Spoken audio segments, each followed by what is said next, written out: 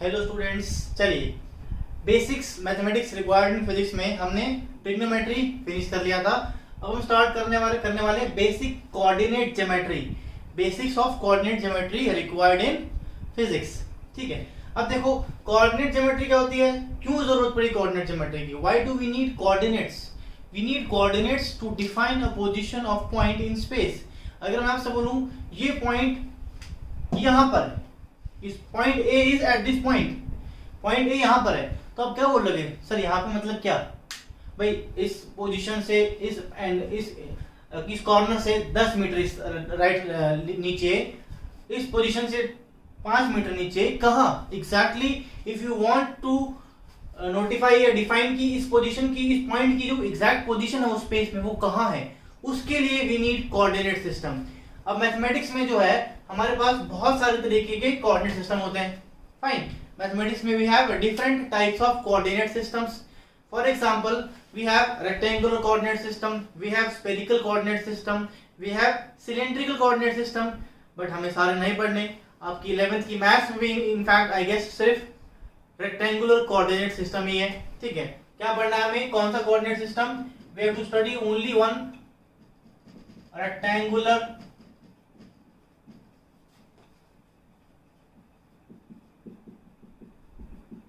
Coordinate system. ठीक है, rectangular क्यों कहते हैं इसको, थोड़ी देर बता देंगे भाई। ठीक है, रेक्टेंगुलर कोऑर्डिनेट सिस्टम में क्या क्या होता है, दो चीजें होती हैं भाई, एक तो होता है ओरिजिन और दूसरा होता है axis, coordinate axis, coordinate axis. Origin वो पॉइंट है जिससे सारे रेफरेंस पॉइंट है, ओरिजिन क्या है, रेफरेंस पॉइंट है जिससे हम सारे डिस्टेंसेस मेजर करते हैं। It is the reference from which all the distances are measured. It is the reference point from which all distances are measured. Coordinate axis क्या होते हैं, आप पढ़ चुके हो 10th क्लास में, एक्स वाई जेड एक्सिस। ठीक है, अब एक बात बताओ, अगर ये मेरा ओरिजिन है, सपोज करो this is my origin, reference point, जैसे कि आप अपने रूम में बैठे हो अगर, तो आप अपने रूम के किसी भी कॉर्नर को एक रेफरेंस पॉइंट मान सकते हो, एंड एक एज को एक्स एक्सिस, एक को वाई, उसके परपेंडिकुलर को जेड मान सकते हो। ठीक, बट मुझे बताओ अगर this point is origin, so is it necessary कि जो हॉरिजॉन्टल लाइन है इसी को हमें एक्स एक्सिस बोलना है? क्या ऐसा कोई कंडीशन है कि जो ओरिजिन से पास करती हुई हॉरिजॉन्टल लाइन है उसको ही एक्स एक्सिस बोलना है? ऐसी कोई कंडीशन नहीं है। ठीक है, एज पर योर कन्वीनियंस आप किसी भी डायरेक्शन में एक्स एक्सिस को ले सकते हो, as per the requirement of question, as per your convenient, जैसे आपको आसान लगे, जैसे एग्जाम क्वेश्चन सॉल्व करने में इजी हो, उस हिसाब से आप एक्स एक्सिस को चाहे हॉरिजॉन्टल मानो, चाहे किसी एंगल पे मानो, चाहे वर्टिकल मानो, एज पर योर कन्वीनियंट आप कैसे भी मान सकते हो। हाँ, जनरली जो हमने पढ़ा हुआ है उसमें हमने क्या कर रखा है, हमने एक्स एक्सिस को हॉरिजॉन्टली ही प्लॉट किया है। ठीक है, अच्छा, और वाई एक्सिस क्या होती है, हमने एक्स एक्सिस को जनरली क्या पढ़ा हुआ है, हॉरिजॉन्टली प्लॉट किया हुआ है ओरिजिन से।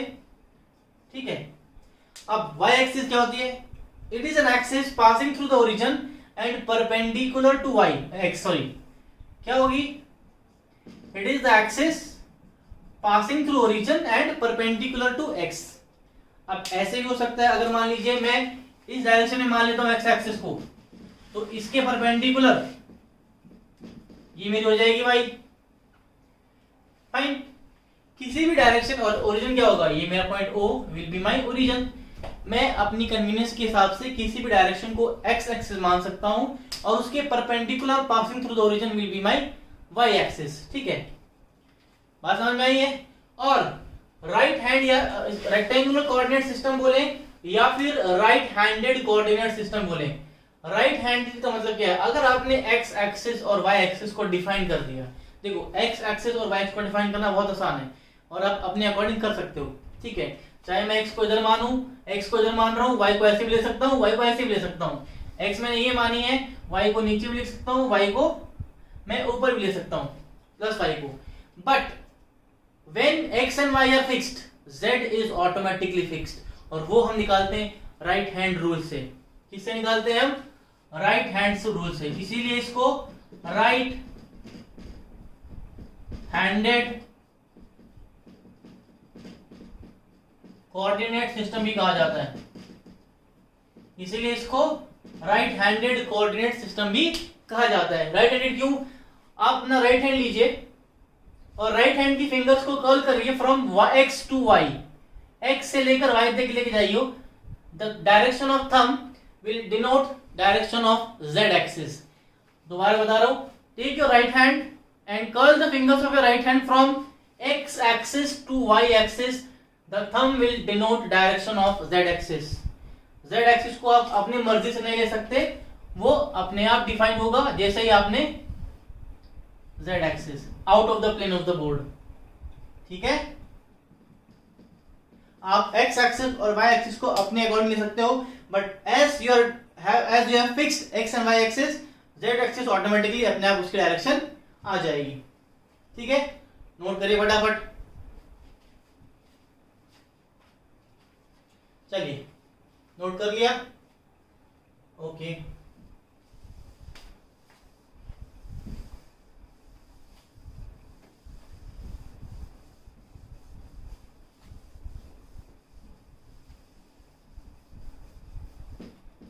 चलिए, मुझे बताइए, अगर ये मेरा x एक्सिस है और नीचे मेरी y एक्सिस है, तो what is direction of z axis इसमें बता दीजिए।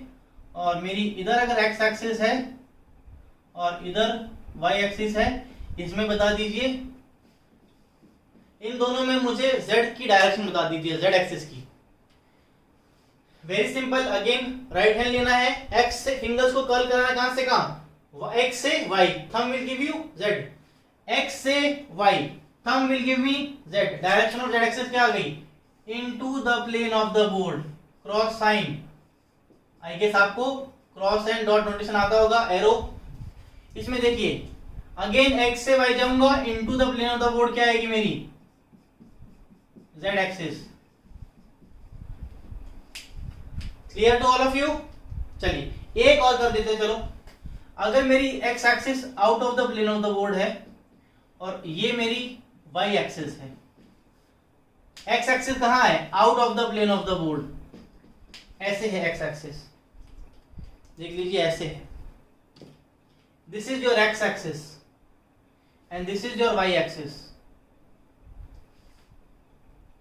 ये देखिए, ये ब्लू आपकी x एक्सिस है, ये ब्लैक आपकी y एक्सिस है। ध्यान से देखो, blue is x axis, black is y axis. क्या करना है? राइट हैंड पकड़ना है, x से y जाना है, राइट हैंड से x से y जाना है। z एक्सिस कहां आ जाएगी? z एक्सिस आपकी आ जाएगी अलोंग दिस डायरेक्शन। तो this is a standard why rectangular coordinate system is right handed system. ठीक है, अगर आपने x एक्सिस और y एक्सिस डिफाइन कर दी तो z एक्सिस ऑटोमेटिकली अपने आप आ जाएगी using the right hand rule. ठीक, चलिए, ओके। अब हमें कोऑर्डिनेट सिस्टम की जरूरत क्यों पड़ी थी? To define the location of point in the space. Space में अगर हमें जानना है कि भाई एक पर्टिकुलर पॉइंट कहां है, पोजीशन ऑफ अ पॉइंट, हमें क्या जानना था? हमें जानना था पोजीशन ऑफ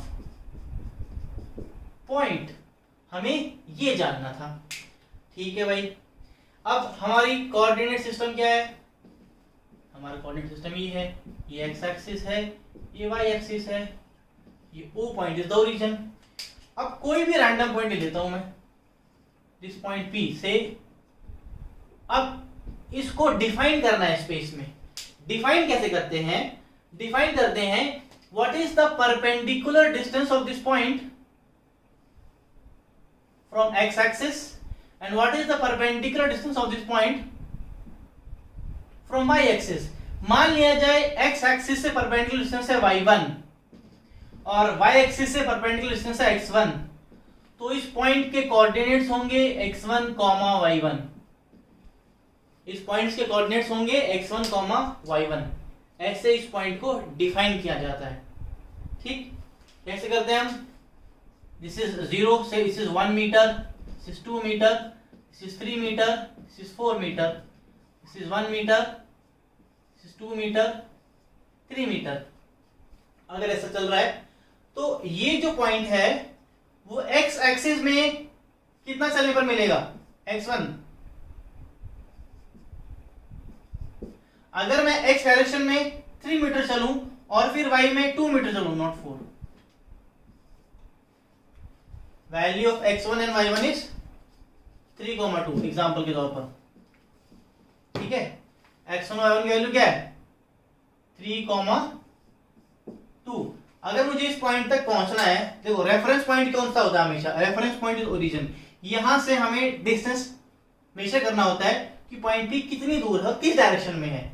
अगर मुझे पॉइंट पी तक पहुंचना है, अगर आप देखो आपको बोला जाए कि पॉइंट पी है, आप क्या मानोगे कहां पे पॉइंट पी, रेफरेंस पॉइंट क्या, ओरिजिन, ठीक है। और अब ओरिजिन पे खड़े हो जाओ, आप एक्स डायरेक्शन में 3 मीटर चलिए, ओके सर, फिर वाई में चलिए 2 मीटर, पी तक पहुंच गए, yes. So this is how you denote a position of point in space. Position of point in space is always denoted by the coordinates. पहले लिखते हैं x कोऑर्डिनेट, बाद में लिखते हैं y कोऑर्डिनेट। अगर पॉइंट मेरा 2D डायमेंशन में है और अगर z पे आ जाता है तो इसके बाद लिखते हैं थर्ड z कोऑर्डिनेट, ठीक, ओके। पोजीशन ऑफ पॉइंट निकालना हमें आ गया, ठीक है।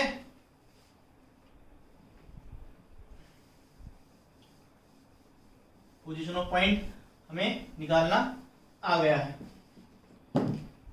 ठीक। अब देखिए distance formula,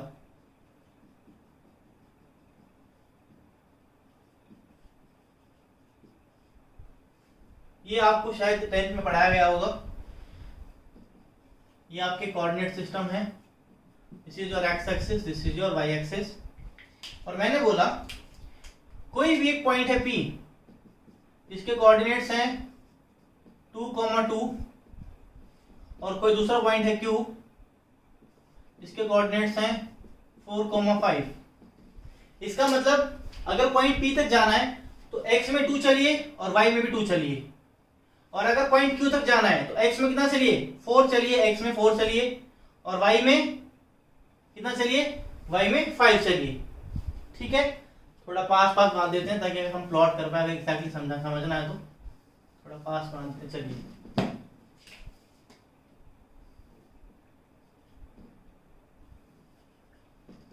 Y axis, x axis,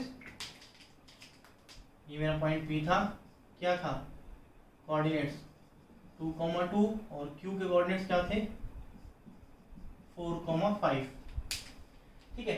अब मुझे जानना है कि इन दोनों के बीच का डिस्टेंस क्या है, what is this the value of this red length PQ। इस PQ लेंथ की वैल्यू कितनी है, ठीक है। तो जो फॉर्मूला कहता है, जो फॉर्मूला है हमारे पास वो ये कहता है, if the coordinates of point P are x1, y1 and Q are x2, y2, then the PQ length will be under root of x2 minus x1 का whole square plus y2 minus y1 का whole square. ये कहां से आया भाई, ये यहां से आया। देखिए अगर मैं प्लॉट करूं, देखो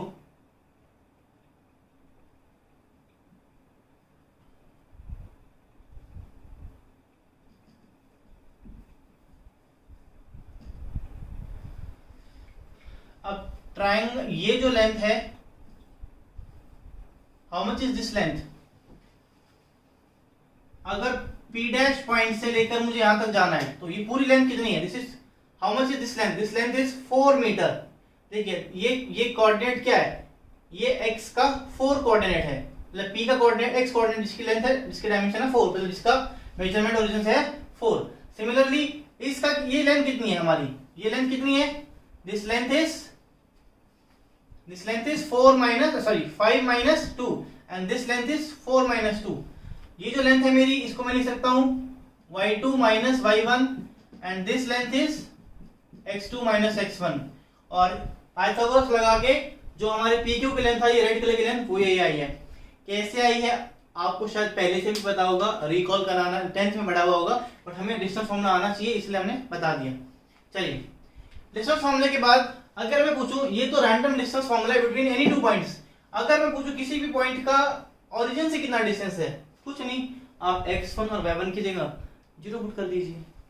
अगर मैं पूछूं पॉइंट P का ओरिजिन से कितना डिस्टेंस है, तो आप क्या मान लोगे भाई, फाइनल पॉइंट कौन है, point P, x2 y2, initial point कौन है, ओरिजिन, x1 और y1 की जगह 0 पुट कर दीजिए, distance of the point from origin आ जाएगा। ठीक है, ये आपका था डिस्टेंस फॉर्मूला। ठीक, इसके बाद जो आता है, इसके बाद हमारी आती है इक्वेशंस ऑफ स्ट्रेट लाइन। सबसे इंपॉर्टेंट है, दो ही चीजें पढ़नी है हमें बेसिक कोऑर्डिनेट में, फिजिक्स में, एक तो स्ट्रेट लाइन और एक पैराबोला। बहुत ज्यादा डिटेल में हमें दो ही चीजें पढ़नी फिजिक्स में, मैथ्स में, कोऑर्डिनेट ज्योमेट्री में, एक तो स्ट्रेट लाइन और एक पैराबोला। अब स्ट्रेट लाइन की बहुत सारी इक्वेशंस हो सकती हैं। ठीक है, चलिए देखते हैं। पहली इक्वेशन क्या होती है स्ट्रेट लाइन की, ax plus by plus c is equal to 0। This is the general equation of straight line. This is my general equation of straight line, general equation of straight line. ठीक, अच्छा, अगर मैं आपसे पूछूं what is the equation of y axis, ध्यान से देखो, ये x एक्सिस है, ये y एक्सिस है, 2D प्लेन की बात कर रहा हूं, 2 डायमेंशन की बात कर रहा हूं, मान लो कि z नहीं है, तो क्या ये जो y एक्सिस है ये भी तो एक स्ट्रेट लाइन ही है, ये जो y एक्सिस है ये भी तो एक स्ट्रेट लाइन ही है, तो इस लाइन की क्या इक्वेशन होगी, इस लाइन की इक्वेशन होगी x is equal to 0। It is equation of y axis. सोच के देखो, इस लाइन के हर पॉइंट पे x की वैल्यू 0 है। Similarly third, y is equal to 0 क्या है, equation of x axis. y is equal to 0 क्या है, इक्वेशन ऑफ x एक्सिस। अगर मुझे देखो x एक्सिस भी तो स्ट्रेट लाइन ही है, अगर मुझे इसकी इक्वेशन चाहिए तो क्या लिख दूंगा, y is equal to 0, because इसके भी हर पॉइंट पे क्या है, y की वैल्यू 0 है। समझ आया यहां तक। चलिए अब मैं आपसे पूछता हूं कि ठीक है भाई, अब मुझे बताइए what is the equation of this line, say at x is equal to a।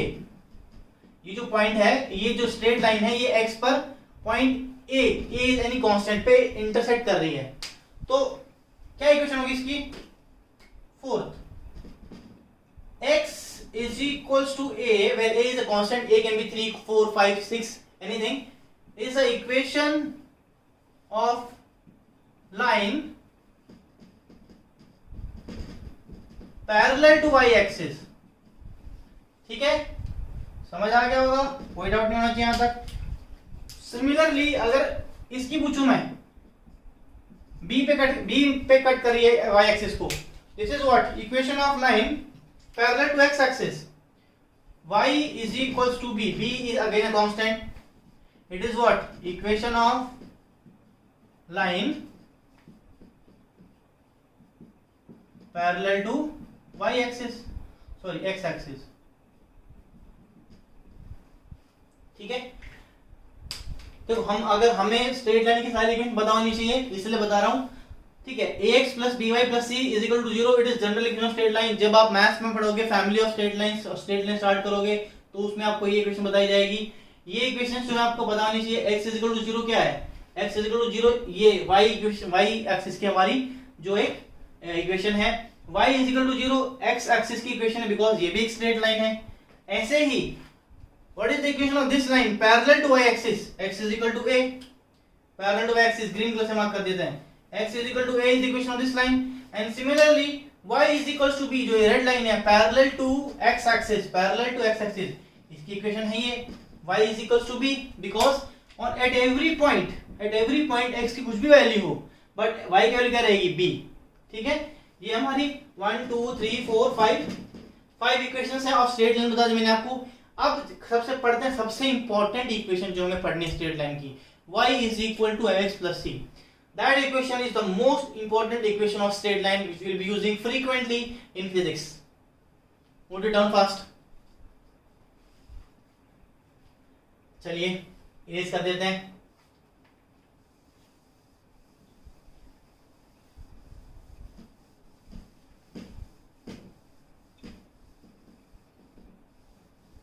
तो सबसे इंपॉर्टेंट इक्वेशन हमारे लिए वो क्या होगी, sixth equation, y is equals to mx plus c। ये सबसे इंपॉर्टेंट इक्वेशन है आपके लिए। इसमें कौन कौन वेरिएबल है सर, y वेरिएबल है, x वेरिएबल है। What is m? m is termed as slope of line. What is c? c is y intercept of line of straight line. मतलब स्लोप क्या होता है लाइन का? स्लोप होता है, अगर मान लीजिए ये हमारे पास कोऑर्डिनेट एक्सिस है, ये एक्स एक्सिस है मेरे पास और ये वाई एक्सिस है, और ये मेरी स्ट्रेट लाइन थी। ये भी तो स्ट्रेट लाइन ही है ना, क्या फर्क पड़ रहा है, स्ट्रेट लाइन ही है। अब स्लोप बेसिकली होता है कि एक्स एक्सिस की डायरेक्शन से कितना एंगल बना रही है। m slope value of m is equals to tangent of theta. Theta is the angle made by the straight line with the direction of x axis in anti-clockwise direction. Anti-clock में बताना है, ठीक है। या फिर इसका एक और फॉर्मूला है y2 minus y1 upon x2 minus x1, where y1, y2, x1, x2 are general coordinates of, कि कोई भी दो पॉइंट हो सकते हैं, कोई भी दो पॉइंट हो सकते हैं, x1 y1 या 2 लिख दो यहाँ पे, x2 y2 इसका कोऑर्डिनेट्स है इस पॉइंट के, और इस पॉइंट के कोऑर्डिनेट्स क्या है x1 y1। अगर मुझे किसी भी स्ट्रेट लाइन पे दो पॉइंट्स के कोऑर्डिनेट पता है, अगर मुझे किसी भी स्ट्रेट लाइन पे दो पॉइंट्स के कोऑर्डिनेट पता है, तो I can use this formula to find the slope of line. अगर मुझे किसी स्ट्रेट लाइन पे किसी भी दो पॉइंट के कोऑर्डिनेट्स पता है और मुझे स्लोप पूछा गया है, तो मुझे ये फॉर्मूला लगाना है y2 minus y1 upon x2 minus x1। और अगर मुझे ये पता है कि वो जो स्ट्रेट लाइन है वो positive direction of x axis से कितना एंगल बना रही है एंटी क्लॉकवाइज, कितना एंगल बना रही है एंटी क्लॉकवाइज, तो उसका tangent will be giving me the value of slope. अब y इंटरसेप्ट क्या है? y इंटरसेप्ट है कि अगर ये ओरिजिन है तो यहाँ पे y एक्सिस पे किस पॉइंट पे कट मार रही है, y एक्सिस पर किस पॉइंट पे कट लगा रही है, इंटरसेक्ट कर रही है y एक्सिस को। This is the meaning of C, this is the meaning of C। चलिए दो तीन एग्जांपल लेते हैं और फिर समझते हैं। यहां तक नोट कर लीजिए फटाफट। ओके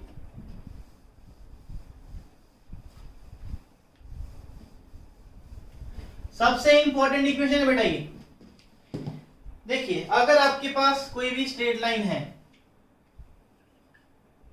दो एग्जांपल ले लेते हैं, एक में पॉइंट दे देंगे और एक में एंगल दे देंगे, और मैं बोल रहा हूं कि ये एक स्ट्रेट लाइन है ना, स्ट्रेट लाइन, ये स्ट्रेट लाइन दिख रही है सर, स्ट्रेट ये जो है यहां से कितना एंगल बना रही है, theta is equal to 37 degree, और y एक्सिस को कट कर रही है y इज इक्वल टू 2 पे, y इज इक्वल टू 2 पे। मुझसे इसकी इक्वेशन पूछी, मैथ से बताओ क्या होगी इक्वेशन। y m की वैल्यू क्या है, m is equal to 1037 degree. What is the value of 1037? याद करो मैंने आपको टेबल में लिखा था ट्रिग्नोमेट्री में, sin 37 3/5, cos 37 4/5, तो 1037 कितना आ जाएगा 3/4। What is the value of C? y axis को कहां कट कर रही है, y इज इक्वल टू 2 पर, तो C की वैल्यू आ गई 2। इक्वेशन क्या आ गई, डाल दो यहाँ पे y is equal to 3/4x plus 2। Equation क्या आएगी, y is equal to 3/4x plus 2। लिख देते हैं यहीं पे, यहीं लिख देते हैं, चलो ये आ जाएगी y is equal to 3/4x plus 2। ये इस रेड लाइन की इक्वेशन है, एंगल से एंगल पता था। अब मान लो एक और एग्जांपल ले लेते हैं। अब इस एग्जांपल में मेरे को एंगल नहीं मालूम, इस एग्जांपल में मुझे एंगल नहीं पता, ठीक, लेकिन ये पता है कि y एक्सिस को कट कर रही थी y इज इक्वल्स टू 3 पे, और यहां इस किसी भी एक पॉइंट के कोऑर्डिनेट्स थे कितने, 6,4, 6,4, ठीक है। अब देखो मेरे को मिनिमम 2 पॉइंट्स के कोऑर्डिनेट चाहिए ना, एक तो ये पॉइंट मिल गया, ये भी तो एक पॉइंट है, इसके कोऑर्डिनेट्स क्या है, इसके कोऑर्डिनेट्स क्या है, क्या इसके कोऑर्डिनेट 0,3 है, obviously x coordinate 0, y coordinate 3, ठीक है। तो पहले इसका स्लोप निकाल लेते हैं इसका, किस इक्वेशन से, m is equals to y2 minus y1 upon x2 minus x1 से। What is the value of y2, y2 is 4, 4 minus y1 कितना है 3 अपॉन x2 कितना है 6 माइनस x1 माइनस 0, कितना आ गया 1/6, 1/6 स्लोप आ गया। इक्वेशन ऑफ लाइन क्या आएगी, y is equals to mx plus c, की वैल्यू क्या है, y एक्सिस को कहां कट कर रही है 3 पर। This is my equation of straight line, this line, इस लाइन की इक्वेशन आ जाएगी, ठीक है। तो अगर मेरे को किसी भी स्ट्रेट लाइन की का एंगल पता है with the positive direction of x axis, तो भी मैं उसका स्लोप निकाल सकता हूं, और अगर मुझे किसी स्ट्रेट लाइन के कोई भी 2 कोऑर्डिनेट्स पता है तो भी मैं स्लोप निकाल सकता हूं। एक चीज स्लोप पता होनी चाहिए, दूसरी चीज क्या, y इंटरसेप्ट पता होना चाहिए। We can write the equation of straight line, we can write the equation of straight line, okay. चलिए अब इसी इक्वेशंस के बहुत सारे जो केस बनते हैं देख लेते हैं, छोटे मोटे, बहुत सारे तो खैर नहीं है, बेसिक है, अगर फिर भी बता देते हैं।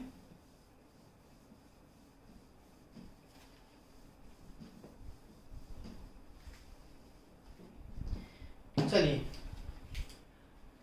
अगर c की वैल्यू 0 हो और m पॉजिटिव हो, पॉजिटिव स्लोप का मतलब क्या है, पहली बात पॉजिटिव स्लोप का, अब अगर आपके दिमाग में ही आ जाएगा, देखो सबसे पहली बात, दिस इज योर केस, मान लीजिए अगर ये केस है तो स्लोप इज पॉजिटिव, स्लोप का मतलब आपके दिमाग में क्या आना चाहिए, tan थीटा पॉजिटिव है, इसका मतलब क्या होगा, tan theta is positive greater than 0, तो यहां से क्या लगना चाहिए angle, that theta angle is less than 90 degree and greater than 0 degree. आपको slope is equal positive, slope positive देखते ही दिमाग में ये आना चाहिए कि वो जो एंगल बना रही है एक्स एक्सिस से वो less than 90 and greater than 0 होगा। तो कैसी लाइन होगी, कुछ C0 है तो जाहिर सी बात है y एक्सिस को कहां कट करेगी, y एक्सिस को y इज इक्वल टू 0 पे कट करेगी, और स्लोप पॉजिटिव है तो x एक्सिस से कैसा एंगल बनाएगी, बिटवीन 0 एंड 90, ऐसा कुछ एंगल बनाएंगे, this is theta, this is between 0 and 90, ठीक, ओके। अगर इसी केस में मैं बोलूं, यही सिनेरियो हो, अगर मैं बोल दूं कि नहीं भैया c is 0 and m is negative, m negative का मतलब क्या, थीटा क्या हो जाएगा, m नेगेटिव को देखते आप क्या समझ जाओगे, स्लोप नेगेटिव, स्लोप नेगेटिव मतलब tan थीटा नेगेटिव मतलब theta is greater than 90 degree and less than 180 degree. तो एक ग्राफ कैसा बनेगा, c 0 है तो कहां से कट करेगी, y एक्सिस को ओरिजिन से, और ये हमारा होगा theta, this theta is greater than 90 degree, ये कुछ स्ट्रेट लाइन की इक्वेशन बनेगी, ठीक है। ऑब्ट्यूज एंगल बना रही होगी, इसका मतलब है स्लोप नेगेटिव है, इसका मतलब है स्लोप पॉजिटिव है, and c is 0 in both the cases, c is 0 in both the cases, ठीक है। अगर c नॉन जीरो होगा तो इसे बता देता हूं, अगर c नॉन जीरो होगा तो क्या हो सकता है पॉजिटिव हो सकता है नेगेटिव हो, ठीक है। चलिए इसी में इसको नोट कर लीजिए, इसी में अगर मैं बोलूं नेक्स्ट केस, अगर c is non zero and positive, तो ये इक्वेशन क्या हो जाएगी, ये लाइन जो है यहां से कट करेगी, देख लीजिए थीटा अभी भी क्या है, लेस देन 90 डिग्री है, और y को एक्सिस को किसी रैंडम पॉजिटिव पॉइंट पे कट कर रही है rather than cutting from origin. अगर ये केस हो, again c is non zero but c this time is negative, negative c होगा तो क्या होगा, नेगेटिव सी होगा तो क्या होगा भाई, कुछ नहीं, कहां काटेगी, वाई एक्सिस को, वाई एक्सिस को नेगेटिव नीचे से कैसे कट करेगी, वाई एक्सिस को y is equal to -1 -2 -3 negative point से कट करेगी। और आपको दिखाई दे रहा होगा अभी भी the angle made with the positive direction of x axis is theta which is greater than 90 degree. इसमें अगर सी m पॉजिटिव है लेकिन c नेगेटिव होगा तो ये लाइन यहां होने के बजाय कहां हो जाएगी, यहां हो जाएगी, ये लाइन यहां होने के बजाय यहां हो जाएगी। सिमिलरली इस सिनेरियो में अगर y पॉजिटिव स्लोप नेगेटिव है लेकिन c इज पॉजिटिव तो ये लाइन यहां होने के बजाय कहां हो जाएगी, यहां हो जाएगी। ठीक है, तो ये इक्वेशन जो है y equal to mx plus c हमारे लिए वेरी इंपॉर्टेंट इक्वेशन है। सबसे इंपॉर्टेंट इक्वेशन जितनी भी हमने 5-6 इक्वेशन पढ़ी स्ट्रेट लाइन की, सबसे इंपॉर्टेंट ये है, मोस्ट ऑफ द टाइम हम इसी को यूज करेंगे बार बार। ठीक है, ओके। इसमें देखो अब सबसे इंपॉर्टेंट हमने क्या सीखा, स्लोप निकालना। अच्छा, जो जनरल इक्वेशन थी, जो आपकी general equation of straight line थी ax plus by plus c, उसका स्लोप क्या था, अगर आपको इक्वेशन दे रखी है ax plus by plus c is equal to 0, इस स्ट्रेट लाइन में जो स्लोप आएगा वो आएगा minus of a by b, मतलब negative of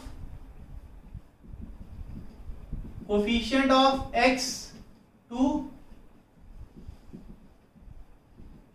coefficient of y। ठीक है, समझ आया बेटा। चलिए, this was all about straight line, this was all about straight line. अब हमें पढ़ना है parabola. Next we will be studying parabola, what it. चलिए अगली क्लास में स्टार्ट करेंगे। We have done with the straight line. Thank you.